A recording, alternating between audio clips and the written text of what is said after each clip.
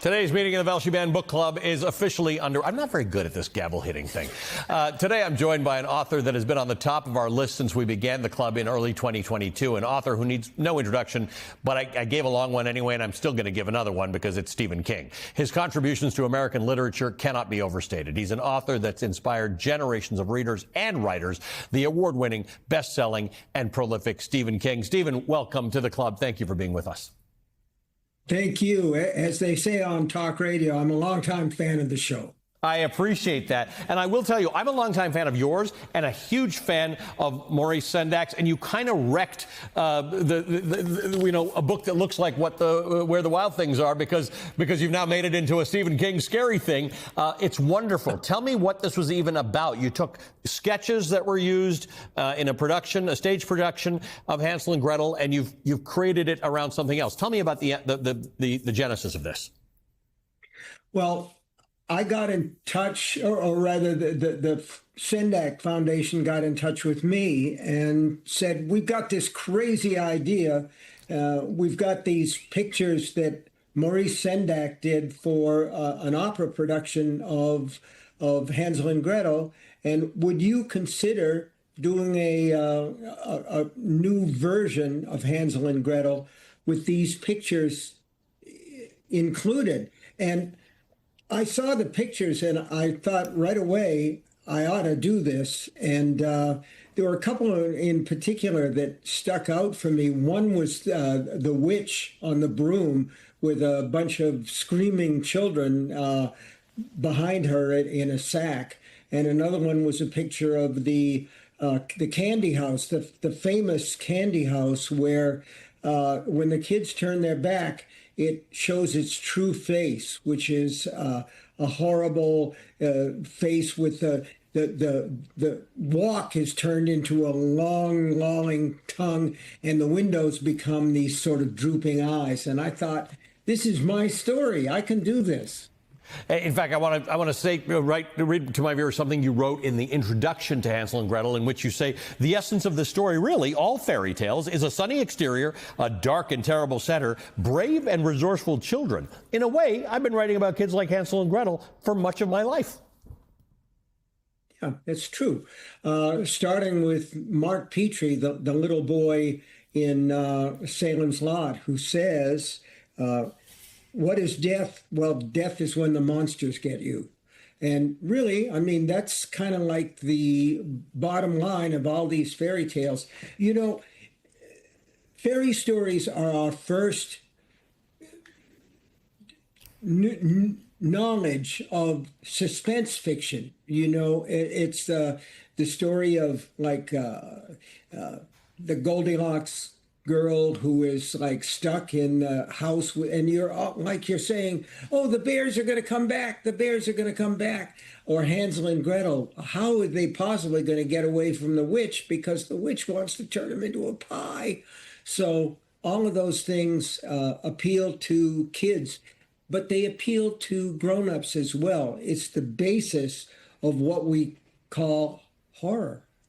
Obviously, we have a banned book club, and you're pretty banned. I mean, it's wild how this is all happening. On the good side of the ledger is that people like you, who are famous and influential, can fight back. But we're in a weird place right now. You tweeted last year that 23 of your books have been banned in Florida. I think the numbers increased since August 31st of 2024, more than a year ago. Mm-hmm. Yeah.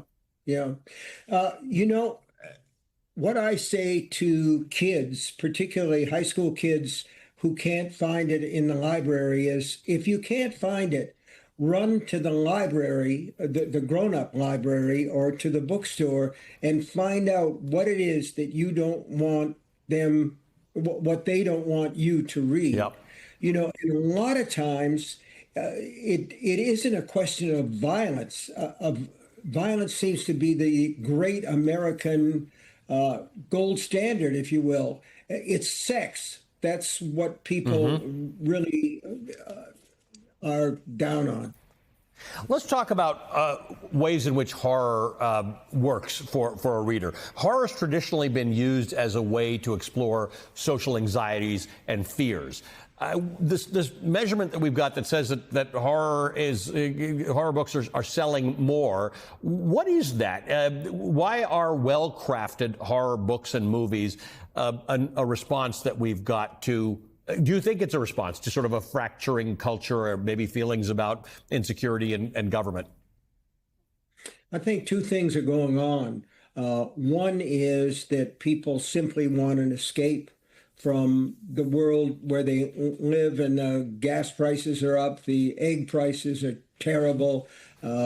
We've got a guy who's president of the United States who seems to be throwing sand in the gears of the economy. Almost deliberately, joyfully even. So that's one side of it. But the other side of it is underneath, there's always some sort of a subtext. I've got a movie coming out in a week called The Long Walk. And it's about, when I wrote it, it was about the draft and about Vietnam. And that was the underlying pulse of that particular book. But, you know, even in fairy tales, with Hansel and Gretel, every child understands the horror of getting lost, and so it's a very simple thing, and it's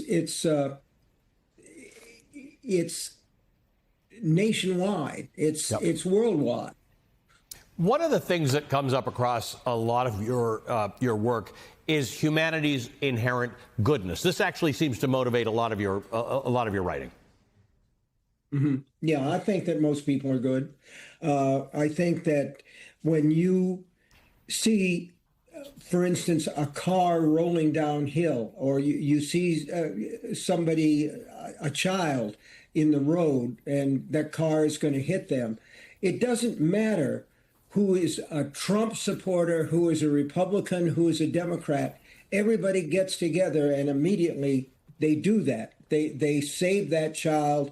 If there's a burning building, there's no question that people are going to club together to get those people out. So I think, you know, and you can call me a romantic if you want to, but I think that most people are inherently good and they try to do their best. Yeah, I think the way you are. I'm just saying, folks. No, I think you're right. I think the way you tell that story makes sense, right? That if you did see the car rolling and a child in it, your politics, your ideology doesn't fall into the discussion. But a few weeks ago, you answered a reader question for The Guardian. A person asked, quote, if you had to invent an ending for Trump-y in America, what would it be? And your response was in part, quote, the bad ending would be if he gets a third term and takes things over completely. It's a horror story either way. Trump is a horror story, isn't he? I mean, maybe you have to write about it to make sure it doesn't happen, right? Because he's selling hats that say Trump 2028, and we never know. Do you take that as a joke or not? If people are inherently good, how does this end? Well, I actually wrote a book called The Dead Zone back in the early 70s, where there was a guy named Greg Stilson who ran for the House of Representatives in New Hampshire, and he was throwing hot dogs into the crowd and just sort of getting down there, drinking beer with the, you know, and talking about straight talk for straight Americans, you know. So I think that Trump is sort of an icon. It goes back to A Face in the Crowd with Andy Griffith, you know, just sort of a good old boy, you know, who's going to talk to the average American, the hairdresser or the barber or the truck driver, that kind of thing. And the worst thing that I could think of is that this guy would get a third term because he's basically an idiot, isn't he? I mean, he doesn't read. He's totally confirmed on himself. He thinks he can't do anything wrong, and so that is a dangerous thing. He is basically I don't want to use the word crazy because I don't really think that he is, but he's certainly dangerous. Stephen King, it's been a long time to get you on the show, and we hope now that you're a member, you'll stop in more regularly, because literally every book you reference that you've written has been banned somewhere in America, mostly in the state of Florida. Great to see you. Stephen King is the newest member of the Velshi Banned Book Club, the prolific, award-winning, and best-selling author.